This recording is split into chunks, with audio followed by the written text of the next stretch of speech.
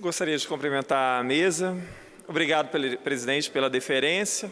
Aos colegas presentes no plenário, aqueles que nos visitam nas galerias e os que nos assistem na TV Assembleia. É uma pena que a gente tenha pouco tempo para essa manifestação. Hoje eu gostaria de fazer uma reflexão sobre a situação que está ocorrendo no país e, ao mesmo tempo, o que ocorre nos estados.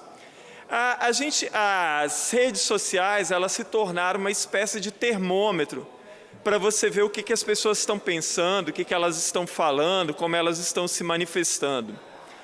Então, a sensação que nós temos ainda é que parte da população, ela ainda não entendeu a gravidade do que está ocorrendo no país e os discursos continuam sendo aqueles de acusação de coxinha, de petralha, de quem votou em Lula, quem votou em Aécio, quem é culpado de quê, e as pessoas não entenderam a profundidade da crise que o país atravessa.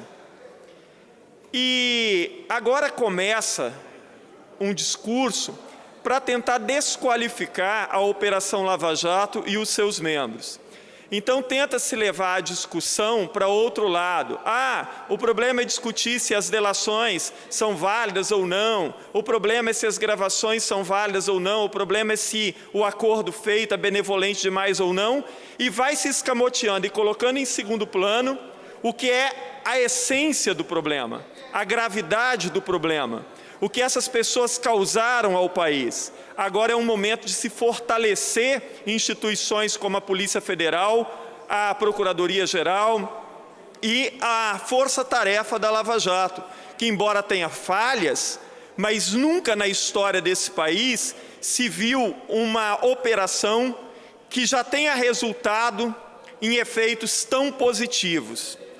Agora, uma outra questão é o tempo inteiro as pessoas estarem dizendo assim, olha, o governo do presidente Temer não tem mais moral, não tem mais como continuar, porque tem 30% dos ministros já delatados, o próprio presidente foi flagrado nessas conversas, concordo plenamente.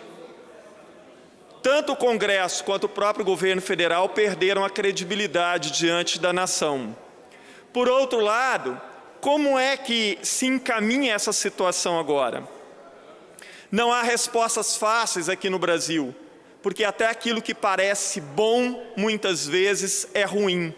Agora, seria um momento para a população também aprender e participar efetivamente desse momento, e entender o que são os subterrâneos da política nacional, e ao invés de olhar apenas para o que acontece em Brasília, olhar para os seus estados, porque a situação também se repete.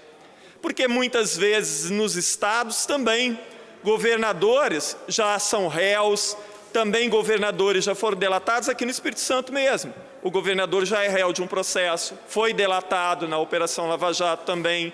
Tem vários secretários aqui que respondem a processo na Justiça. Inclusive, tem secretários do governo aqui no Espírito Santo que já foram condenados em primeira instância.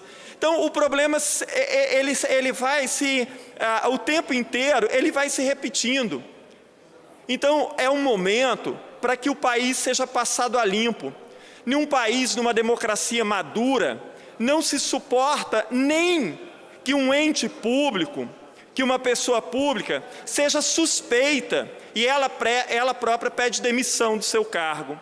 Aqui no Brasil, não. Se filma a pessoa, grava a pessoa, mostra a pessoa roubando, a pessoa é condenada em primeira instância, é condenada em segunda, mas continua ali negando. Não, não sou eu, é perseguição, é isso, é aquilo. Então, assim, a nossa justiça e o povo brasileiro tem que parar de ser tão benevolente. Nós precisamos radicalizar as leis brasileiras e fazê-las serem cumpridas de verdade. E não há perdão para entes públicos. Não pode haver perdão para entes públicos que roubam, entes públicos que trapaceiam. Não há perdão. E não há como entender e fazer a população acreditar quando você tem nos governos tanta gente delatada, tanta gente já condenada, o que é pior, e aí continua tudo como se nada estivesse acontecendo. Então, é lamentável o que ocorre no Brasil e a população precisa ficar mais atenta a tudo isso. Muito obrigado.